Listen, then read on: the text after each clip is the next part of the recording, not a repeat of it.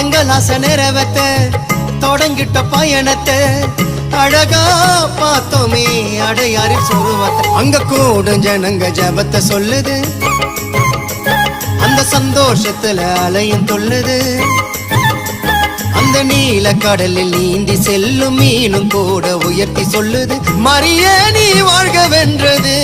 அந்த மீனும் கொடி மரத்தை ஜபித்து நின்றது. ஏத்தி வச்ச மெழுகுவத்தி எரியுதம்மா உன்னை சுத்தி.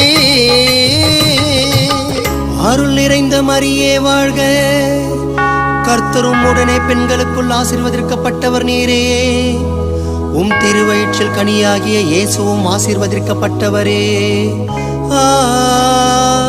ஆமென். நடக்கவும் முடியல, நம்பிக்கைய குறையல, ஜெபித்தேன்